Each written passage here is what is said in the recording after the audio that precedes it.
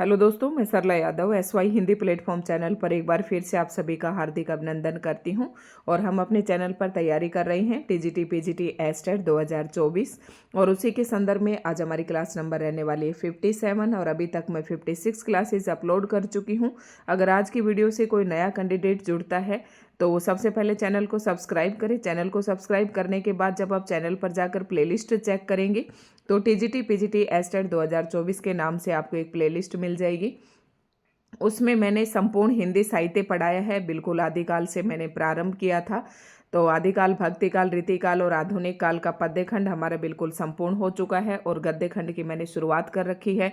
और गद्य खंड के अंतर्गत हम हिंदी नाटक पढ़ रहे हैं और हिंदी नाटक के अनुसार हिंदी नाटक की शुरुआत किए हुए मैंने 4 क्लासेस अभी तक ले ली हैं। आज शायद पार्ट नंबर 4 या 5 है, तो जो भी होगा मैं थंबनेल पर बिल्कुल एग्जैक्ट पार्ट नंबर यहाँ पर डाल दूंगी। तो आज की वीडियो जो है महत्वपूर्ण रहने वाली है HPSC असिस्टेंट प्रोफेसर के स्क्रीनिंग एग्जाम के लिए।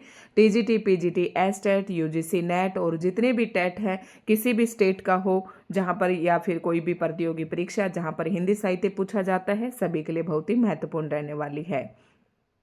और हम पढ़ रहे हैं सरस्वती पांडे, गोविंद पांडे वाली बुक से पढ़ रही हैं। तो ये बुक अगर आपको खरीदनी है तो आप इसे खरीद सकते हैं। और अभी तक मैंने आपको पढ़ाया था, जैसे कि हिंदी नाटक की अगर मैं शुरुआत करूं तो कल की वीडियो में मैंने तृतीय उत्थान पढ़ाया था, प्रसाद युग। प्रथम उत्थान के अंतर्गत हमने भारतेंदु युग पढ़ा, द्वितीय उत्थान के अंदर हमने द्विवेदी युग पढ़ा और तृतीय उत्थान नाटक के अंतर्गत हमने प्रसाद युग पढ़ा। और प्रसाद युग बहुत ही महत्वपूर्ण था। तो मैंने प्रसाद से संबंधित जयशंकर प्रसाद जी के नाटक, उनके पात्र, उनके नाटकों की विषय वस्तु और फिर उनके नाटकों से जो महत्वपूर्ण पंक्तियां या फिर महत्वपूर्ण कथन जो परीक्षा उपयोगी थे, वो सभी मैंने आपको करवा दिए हैं।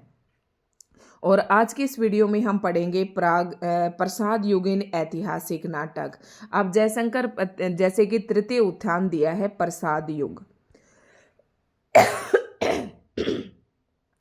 तृतीय उत्थान है प्रसाद युग, ठीक है। तृतीय उत्थान प्रसाद युग। तो प्रसाद, जयशंकर प्रसाद जी को तो हमने स्पेशल कल की वीडियो में पढ़ा था। और अब जब प्रसाद युग हम पढ़ रहे हैं तो प्रसाद जी के समकालीन और बहुत से ऐसे लेखक हैं जिन्होंने नाटक लिखे।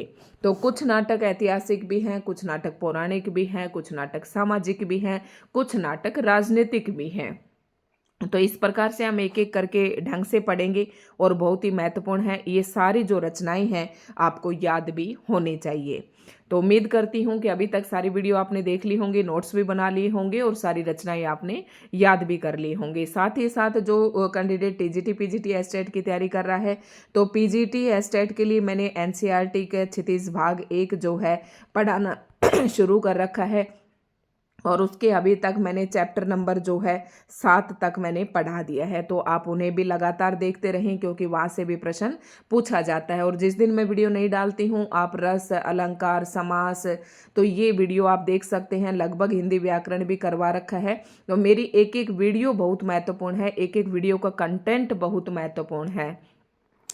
जिस तरीके से मैंने, जिस स्ट्रेटजी के साथ मैंने तैयारी की और हर बार मेरा स्टेट क्वालिफाई हुआ, उसी स्ट्रेटजी से मैं जो कैंडिडेट मेरे साथ जुड़ रहे हैं उनकी प्रिपरेशन करवा रही हूं। बस उम्मीद ये है कि आप लगातार सभी वीडियो को देखते रहें और अपने नोट्स भी बनाते रहें। तो जैसे कि मैं हर वीडियो में बताती हूँ कि जैसे कि मैंने पढ़ाया उसके बाद आपने अपनी बुक से पढ़ा, उसके बाद बुक के MCQs भी आप जरूर करें। जैसे ही नाटक का टॉपिक हमारा खत्म होगा उसके बाद MCQs मैं खुद भी करवाऊंगी। तो पढ़ते हैं, शुरुआत करते हैं आज के इस वीडियो लेक्चर की। और इसमें हम पढ़ेंगे प्रसाद युगीन ऐतिहासिक नाटक। देखो यहाँ पर आकर आपके पास 2 ऑप्शन होते हैं। एक तो आप सभी नाटक और सभी नाटककार एक साथ लिख लें, या फिर आप जैसे मैं पढ़ा रही हूँ आप ऐसे लिख लें, ठीक है। तो प्रसाद युगीन जो ऐतिहासिक नाटक हैं उनमें सबसे पहला यानी कि हरिकृष्ण प्रेमी, चतुरसेन शास्त्री और उदय भट्ट, अगर इन तीनों नाटककारों की मैं बात करूं तो ये प्रसाद जी के समकालीन ही हैं। और प्रसाद जी के समकालीन ये ऐसे नाटककार हैं जिन्होंने ऐतिहासिक नाटकों की रचना की। अब देख लेते हैं, ये इम्पोर्टेंट है, यहाँ से जरूर पेपर में पूछे जाते हैं। अब देखो हर एक अक्षर तो नहीं पूछा जाता, लेकिन ये परीक्षा उपयोगी हैं।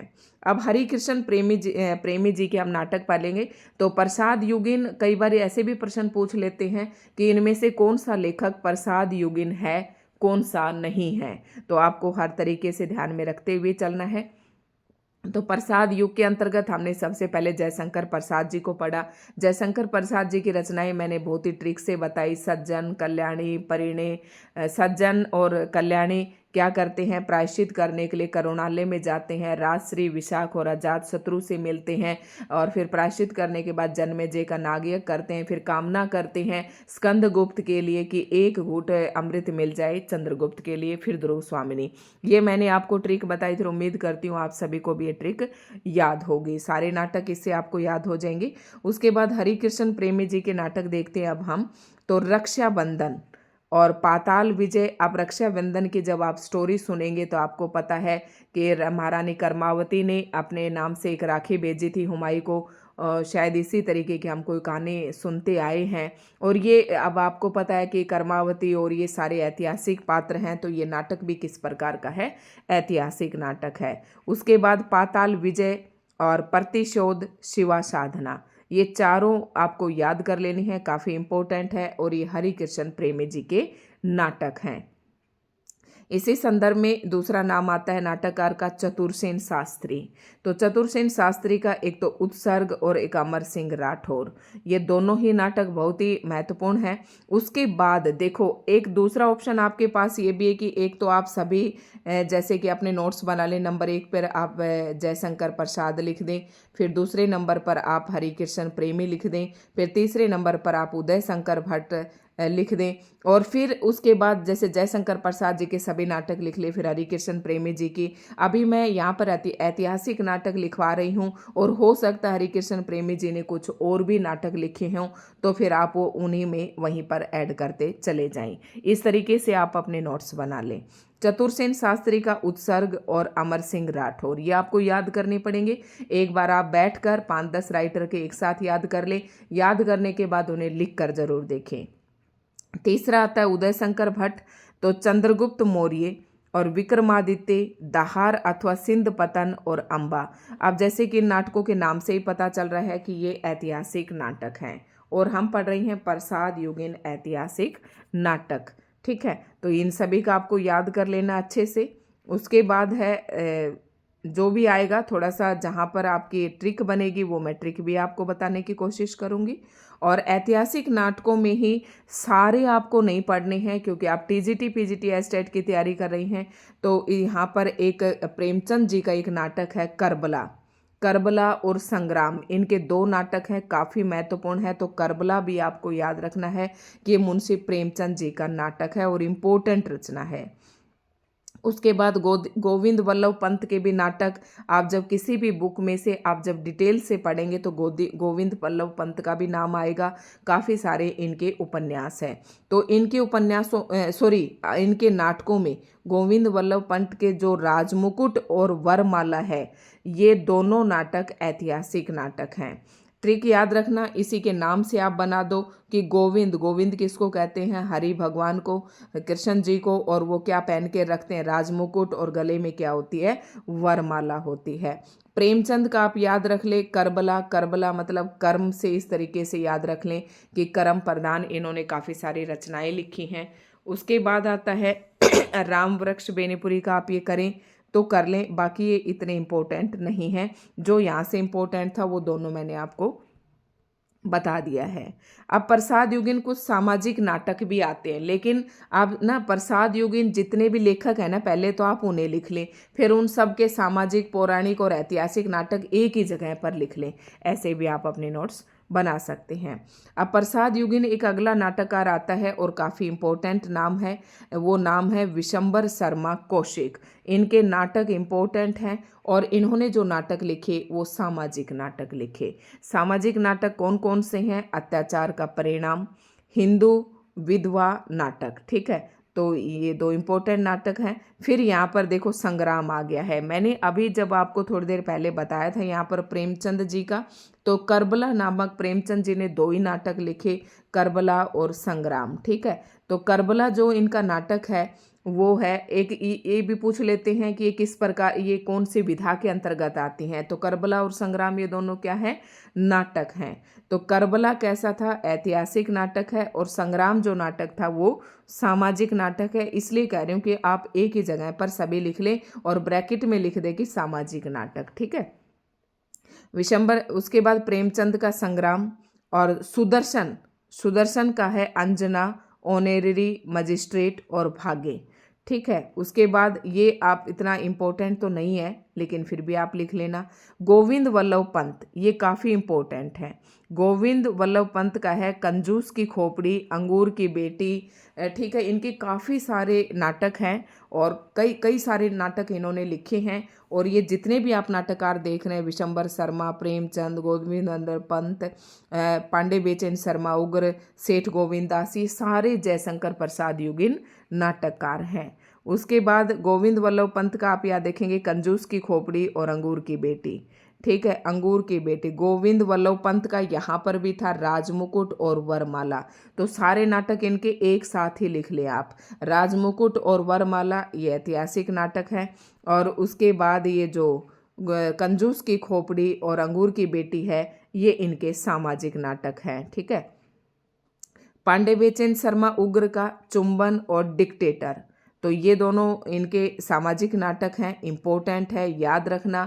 इनके साहित्य को जो है घासलेटी साहित्य भी कहा जाता है। पांडे बेचैन शर्मा उग्र का जो साहित्य है उसे घासलेटी साहित्य की भी संज्ञा दी जाती है। सेठ गोविंद दास का प्रकाश और उदय शंकर भट्ट का फिर से कमला आ गया। तो ये आप उसी एक ही जगह पर, यहाँ पर जैसे कि यहाँ पर आपने उदय शंकर भट्ट के किए थे, शायद पीछे किया था हमने, ये रहा। तो उदय शंकर भट्ट का जो कमला नामक उपन्यास है वो भी आप इन्हीं में ऐड ऑन कर लें। ऐसे ही हरिकृष्ण प्रेमी के कर लें, ठीक है। तो मैंने आपको ये भी बता दिया कि आपको नोट्स किस प्रकार से बनाने हैं। साथ ही साथ आता है प्रसाद युगिन हास्य व्यंग्य प्रधान नाटक। मतलब प्रसाद जी के प्रसाद जी जिस समय नाटक रचना कर रहे थे उसी के समकालीन और भी नाटककार थे। तो कुछ नाटककार ने हास्य व्यंग्य प्रधान नाटक लिखे, किसी ने सामाजिक और किसी ने राजनीतिक। तो अब हम देख रहे हैं हास्य व्यंग्य प्रधान नाटक कौन कौन से थे। तो जीपी श्रीवास्तव का नाम आता है और काफ़ी इम्पोर्टेंट है इनके, और मैंने सारे ही बड़े ट्रिक से इनको याद कर रखे थे। मतलब क्या है कि मेरे ना दिमाग में जैसे इनके नाटक पढ़े, जीपी श्रीवास्तव के नाटक पढ़े मैंने, नाटक पढ़ने के बाद इस नाटककार की एक इमेज सी हमारे दृष्टिपटल पर बन जाती है। तो उसी प्रकार से मेरे को याद रहते थे। तो जीपी श्रीवास्तव का उलटफेर, दुमदार आदमी, मतलब जो जीपी श्रीवास्तव है वो उलटफेर करने वाला एक दुमदार आदमी है। गड़बड़ झाला पहन, मतलब गड़बड़ी करता है वो हर जगह। नाक में दम उर्फ जवानी बना, मतलब उसने नाक में दम कर रखा है। और बुढ़ापा उर्फ मियाँ की जूती मियाँ के सर। तो ये इस तरीके के जो उर्फ हैं, उर्फ वाले किसके हैं, जीपी श्रीवास्तव के। फिर चोर के घर छिछोर, देखो ये उलटफेर करता है, दमदार आदमी है, गड़बड़ झाला करता है, तो फिर चोर के घर छिछोर, मतलब चोर तो है ही, ठीक है। चाल बेढब, अब जब इसे चोरी करनी होगी तो चाल भी बेढबी चलेगा। साहित्य का सपूत है, लेकिन वैसे देखें तो साहित्य का सपूत है। और इनका बस ये इम्पोर्टेंट है, इतने ही मैंने याद किए थे। तो आप यहाँ तक इनके जरूर याद कर लें। और बाकी जो ये हैं स्वामी चोकटानंद, मर्दानी औरत, विवाह विज्ञापन, मिस अमेरिकन, तो ये आप करें तो कर सकते हैं, लेकिन जीपी श्रीवास्तव के काफ़ी इम्पोर्टेंट है नाटक। रामदास गौड़ हैं, इनका आप करें तो कर ले, वैसे उसे छोड़ सकते हैं। इसके बाद देखते हैं प्रसाद युगिनी कुछ धार्मिक पौराणिक नाटक हैं। आप अपने अच्छे से नोट्स बनाइए और सभी को लिखिए अच्छे तरीके से, तो आपको याद करने में आसानी रहेगी। राम नरेश, जैसे कि अंबिका दत्त त्रिपाठी का इतना नाटक में नाम नहीं है, इनमें से जो इम्पोर्टेंट है वो मैं बताती हूँ। जैसे कि हरियोध जी का है, तो हरियोध जी का है प्रद्युम्न विजय व्यायोग और रुक्मणी परिणय, ठीक है। व्यायोग और रुक्मणी परिणय, ये दोनों जो नाटक है रुक्मणी और प्रद्युम्न पर किसने लिखे, हरियोध जी ने लिखे। सेठ गोविंद दास का हमने इससे पहले भी पढ़ा था, तो वहाँ पर ये कर्तव्य नाटक भी वहीं पर ऐड कर दे। लेकिन जो कर्तव्य नाटक है वो धार्मिक और पौराणिक नाटक है। उसके बाद आता है जो इम्पोर्टेंट बातें हैं वही हम करते चलेंगे। और माखनलाल चतुर्वेदी का कृष्णा अर्जुन युद्ध, ठीक है। मैथिली शरण गुप्त का वेरी मोस्ट इंपॉर्टेंट, इन्हें तो बिल्कुल आपको अच्छे से रट लेने हैं। मैथिली शरण गुप्त ने, ये कई बार कंफ्यूज करते हैं क्योंकि मैथिली शरण गुप्त का नाम है ना, ज़्यादातर साहित्य में हम काव्य से लेते हैं, द्विवेदी युग के अंतर्गत आते हैं और काव्य में इनका नाम काफ़ी है। लेकिन याद रखना, इन्होंने 2 नाटक भी लिखे और इनका जो अनग्य नाटक है ना, ये काफ़ी बार एग्जाम में पूछा जाता है कि ये नाटक किसकी रचना है। तो अनग्य और तिलोत्तमा, ये नाटक जो है अनग्य तिलोत्तमा, ये नाटक हैं मैथिली शरण गुप्त जी के। उसके बाद उदय शंकर भट्ट के कुछ और भी नाटक हैं, सागर विजय, द्रोहिणी अम्बा, मत्स्य गंधा, विश्वामित्र, ये आप करें तो कर सकते हैं। बाकी जो पीछे पढ़ा है वो ज़्यादा इम्पोर्टेंट थे। इसके बाद आता है लक्ष्मी नारायण मिश्र। भाई इनके नाटक भी आपको जरूर याद करने हैं, काफ़ी इम्पोर्टेंट है। लक्ष्मी नारायण मिश्र को हिंदी में समस्या नाटक का जन्मदाता माना जाता है। मतलब नाटक कई प्रकार के हैं, जैसे ऐतिहासिक है, राजनीतिक नाटक है, सामाजिक नाटक है। इसी तरीके से कुछ नाटक समस्यात्मक नाटक भी हैं। समस्या नाटक है जिसमें किसी समस्या को उजागर किया गया है, किसी समस्या प्रधान है वो। तो लक्ष्मी नारायण मिश्र को माना जाता है समस्या नाटक का जन्मदाता। लक्ष्मी नारायण मिश्र, एक लक्ष्मी नारायण लाल भी आएगा। तो मिश्र से याद रखना है, मिश्र ज़्यादातर हम किसको कहते हैं, पंडितों को कहते हैं। मैं ट्रिक बता रही हूँ आपको, इसलिए मेरे को कभी भी भूलने की मतलब वो नहीं हुई, गलती नहीं हुई मुझसे। लक्ष्मी नारायण मिश्र और एक आएगा लक्ष्मी नारायण लाल। तो मिश्र कहते हैं मिश्रा जी, अरे मिश्रा जी। तो मिश्रा जी जो हैं वो क्या है, ज़्यादातर मतलब पंडित। ये मैं आपको एक ट्रिक बता रही हूँ, ठीक है, मैं किसी के धर्म उसे इस पर नहीं जा रही हूँ। तो पंडित हैं, और पंडित लोग क्या करते हैं, जैसे अशोक, लक्ष्मी नारायण मिश्र के साथ अशोक सन्यासी के साथ जाता है। मतलब लक्ष्मी नारायण मिश्र और अशोक मिलकर सन्यासी के साथ जाते हैं मुक्ति का रहस्य जानने के लिए राक्षस के मंदिर में, ठीक है। राक्षस के मंदिर में जाते हैं तो उनके राजयोग हाथ लग जाता है। फिर ये सिंदूर की होली खेलते हैं आधी रात के समय, ठीक है। राक्षस के मंदिर में आधी रात के समय ही जा सकते हैं, ठीक है। ऐसे ट्रिक बना लेना अपने इसमें। लेकिन सारे नाटक जो हैं इम्पोर्टेंट हैं, और ये नाटक हैं लक्ष्मी नारायण मिश्र के। और सभी नाटकों को आप क्रम से ही अपने नोट्स में लिखना, ताकि ये क्रम से लगाने आए तो भी आप लगा सकें। प्रतीकवादी नाटकों की सार्थक संज्ञा अनौपदेशिक कही गई है। प्रतीकवादी नाटकों की सार्थक संज्ञा, प्रतीक नहीं होते, किसी चीज को प्रतीक मानकर लिखा जाता है। जैसे कि महादेवी वर्मा जी के प्रतीक कौन थे, बादल और दीपक थे। उनको मतलब अपने काव्य में सबसे ज्यादा प्रतीक इन चीजों का माना है। इसी प्रकार से जो प्रतीकवादी नाटकों की सार्थक संज्ञा है ना, प्रतीकवादी नाटकों को ही क्या कहते, अनौपदेशिक कही गई है। तो ये शब्द याद रखना, अनौपदेशिक का मतलब है प्रतीकवादी नाटक, ठीक है। प्रसाद का कामना, पंत का ज्योत्सना और भगवती प्रसाद वाजपेयी का छलना, ये तीनों नाटक अनौपदेशिक नाटक है, याद रखना भाई, ठीक है। हिंदी में अनौपदेशिक नाटक आपसे पूछे तो प्रतीकवादी नाटक होते हैं। और कौन कौन से हैं, जयशंकर प्रसाद जी का कामना, पंत का ज्योत्स, सुमित्रानंदन पंत की ज्योत्सना और भगवती प्रसाद वाजपेयी की छलना। ये तीनों नाटक किस प्रकार के नाटक हैं, ये प्रतीकवादी नाटक कहें या अनौपदेशिक नाटक कहें, ठीक है। गीति नाट्य लेखन का परिवर्तन जयशंकर प्रसाद को माना जाता है। पॉइंट बहुत ही इंपॉर्टेंट है कि जयशंकर प्रसाद जी को एक ऐतिहासिक नाटककार तो माना ही माना जाता है, साथ ही गीति नाटक लेखन का भी इन्हें प्रवर्तक माना जाता है। करुणालय को हिंदी का प्रथम गीति नाट्य माना जाता है। वेरी मोस्ट इम्पोर्टेंट, पता नहीं कितनी बार एग्जाम में ये बात पूछी जा चुकी है कि करुणालय किस प्रकार का नाटक है, तो आपको बताना एक गीति नाटक है।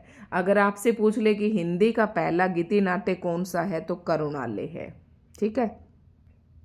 उसके बाद है कुछ आलोचक विद्वान भारतेंदु कृत भारत जननी को प्रथम गीति नाट्य मानते हैं। तो ये तो अपनी सबकी अलग अलग बात है। अब प्रसाद युगीन कुछ प्रमुख गीति नाट्य हैं। अब ये याद रख लेना क्योंकि पूछ लिया जाता है पेपर में।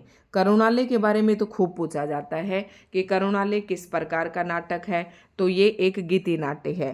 धर्मवीर भारती का जो अंधा युग है, ये भी एक गीति नाट्य है। ये दोनों पूछे जाते हैं। अब एक बार सारे ही देख लेते हैं शुरू से। जयशंकर प्रसाद का करुणालय गीति नाट्य है। मैथिली शरण गुप्त का अभी मैंने बताया था अनग और तिलोत्तमा 2 नाटक लिखे, लेकिन जो अनग नाटक है वो गीति नाट्य मतलब गीत प्रधान, जिसमें गीत भी होते हैं, गद्य भी होता है मतलब और गीत भी होते हैं। ठीक है, तो गीति नाट्य है ये अनग।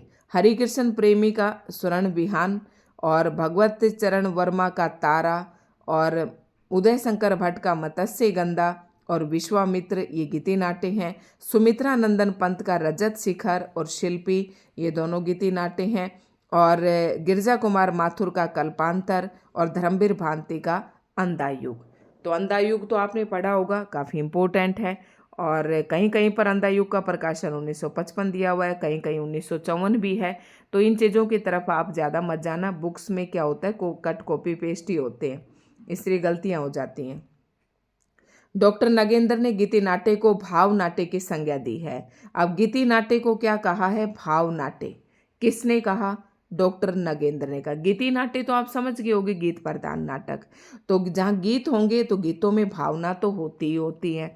तो डॉक्टर नगेंद्र ने गीति नाट्य को क्या कहा? भाव नाट्य की संज्ञा दी है। समस्या नाटक का प्रवर्तन हिंदी में अंग्रेजी इब्सन एवं बर्नार्ड शो के प्रभाव से हुआ।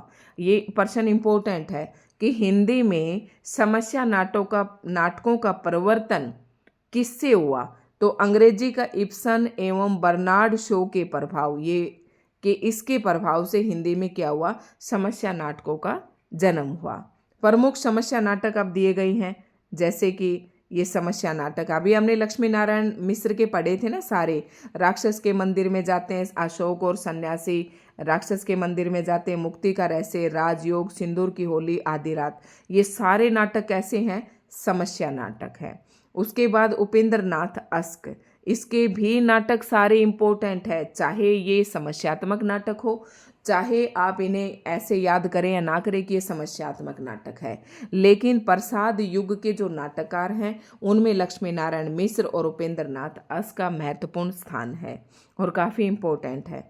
तो उपेंद्र नाथ अस्क का लक्ष्मी का स्वागत, स्वर्ग की झलक, छठा बेटा, जय पराजय, देवताओं की छाया, अलग अलग रास्ते, अंजो दीदी, ये सारे नाटक किसके हैं? उपेंद्र नाथ अस्क के।